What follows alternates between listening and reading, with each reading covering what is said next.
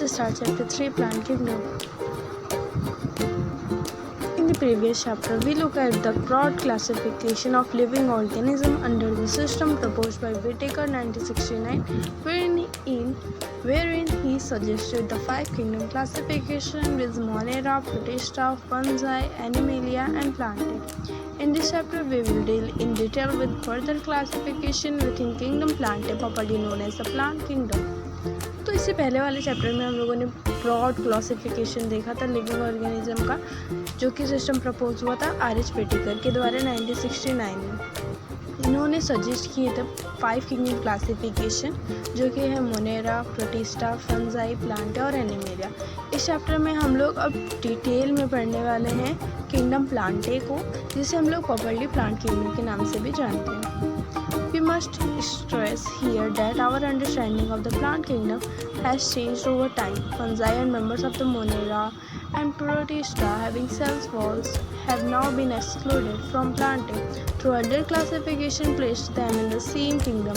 So the cyanobacteria that are also referred to as blue-green algae are not algae anymore.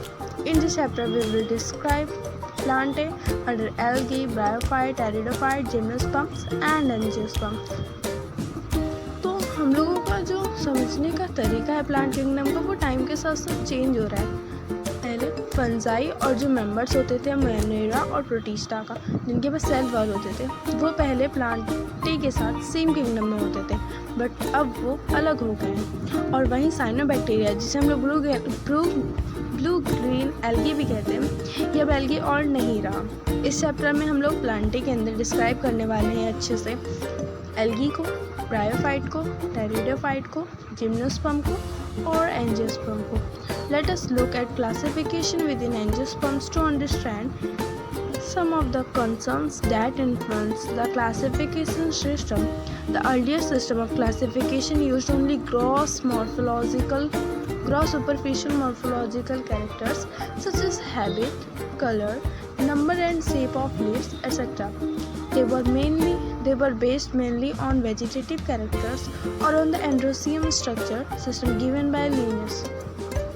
Such systems were artificial. They separated the closely related species since they were based on a few characteristics. Also, the artificial system gave equal weightage to vegetative and sexual characteristics. This is not acceptable since we know that often the vegetative characters are more easily affected by environment. तो अभी तक हम लोगों ने जो classification के बारे में देखा है, तो जो स्टार्टिंग में अर्लीस्ट क्लासिफिकेशन सिस्टम हो रहा था, वो सिर्फ और सिर्फ ग्रॉस सुपरफिशियल मॉर्फोलॉजिकल कैरेक्टर्स पे होता था, जैसे कि हैबिट, कलर, उसका नंबर और शेप लीव्स का, इस पे डिपेंड करता था प्लांट के, ठीक है। लेकिन इसके बाद आता है जो कि वेजिटेटिव कैरेक्टर्स पे बेस्ड होता है, और ये सिस्टम दिया जाता है लिनियस को, जिसे कहते हैं आर्टिफिशियल। तो artificial classification system Carolus Linnaeus ने दिया है, जो कि क्या करते हैं, क्लोजली रिलेटेड स्पीसीज पे बेस्ड होता है कुछ कैरेक्टरिस्टिक्स, और साथ ही साथ आर्टिफिशियल सिस्टम इक्वल वेटेज देता है वेजिटेटिव और सेक्सुअल कैरेक्टरिस्टिक्स, जो कि एक्सेप्टेबल नहीं है, क्योंकि हम जानते हैं कि जो वेजिटेटिव कैरेक्टर्स होते हैं वो इसलिए अफेक्ट हो जाते हैं इन्वायरमेंट के द्वारा। As against this, natural classification system developed, which were based on natural affinities among the organism and consider not only the external features but also internal features like ultrastructure, anatomy, embryology, and phytochemistry. Such a classification for flowering plants was given by George Bentham and Joseph Dalton Hooker.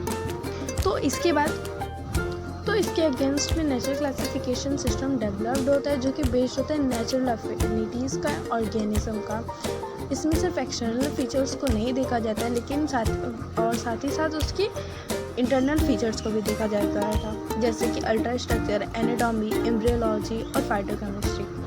ये जो classification है इसमें flowering plants का, ये George Bentham and Joseph Dalton Hooker ने दिया है, और आर्टिफिशियल वाला किसने दिया था, कैरोलस लिनियस ने।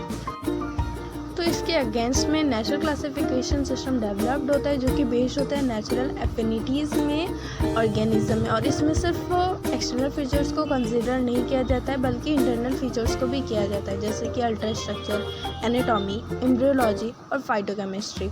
ये जो क्लासिफिकेशन है फ्लॉवरिंग प्लांट्स का, ये जॉर्ज बेंथम और जोसेफ डल्टन हुकर ने दिया है। At present, phylogenetic classification system based on evolutionary relationship between the various organisms are acceptable. This assumes that organisms belonging to the same taxa have a common ancestor. तो present type में phylogenetic classification system होता है जो कि based होता है evolutionary relationship में, जहाँ अलग अलग ऑर्गेनिजम्स को एक्सेप्ट किया जाता है। इसमें एज्यूम किया जाता है कि जो ऑर्गेनिज्म बिलोंग कर रहा है सेम टैक्सा से, उसके जो एंसेस्टर होंगे यानी पूर्वज होंगे वो भी कॉमन होंगे। We now use information from many other sources to help resolve difficulties in classification. This become more important when there is no supporting fossil evidence. Numerical taxonomy, which is now easily carried out using computers, is based on all observable characteristics. Number and codes are assigned to all the characters and the data are then processed. In this way, each character is given equal importance and at the same time hundreds of characters can be considered. Cytotaxonomy, that is based on cytological information like chromosome number, structure, behavior, and chemotaxonomy, that uses the chemical constituents of the plant to resolve confusions, are also used by taxonomists these days. हम अभी use करते हैं बहुत सारे sources जो difficulties आती है classification में उसको सॉल्व करने के लिए, और ये बहुत ज़्यादा इंपॉर्टेंट हो जाता है जब वहाँ पे कोई सपोर्टिंग फॉसिल एविडेंस नहीं होता है। तो न्यूमेरिकल टैक्सोनॉमी क्या होता है, ये इस पे कंप्यूटर्स के द्वारा इसमें होता है जिसमें सारे ऑब्जर्वेबल कैरेक्टरिस्टिक्स को लिया जाता है, नंबर ऑफ कोड्स को असाइन कर दिया जाता है सारे कैरेक्टर्स को, और फिर डेटा प्रोसीड होती है। इस तरीके से हर कैरेक्टर को इक्वल इम्पोर्टेंस दी जाती है और सेम टाइम पे 100 कैरेक्टर्स को भी कंसीडर कर लिया जाता है। और साइटोटैक्सोनॉमी क्या होता है, ये बेस्ड होता है साइटोलॉजिकल इंफॉर्मेशन में, जैसे कि क्रोमोसोम का नंबर क्या है, उसका स्ट्रक्चर क्या है, बिहेवियर क्या है।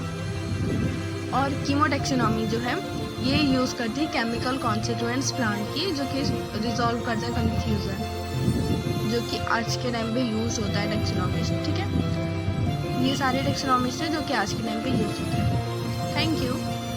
नेक्स्ट वीडियो में हम लोग एलडी कंप्लीट करेंगे। Thank you so much. Don't forget to like, subscribe and share our channel.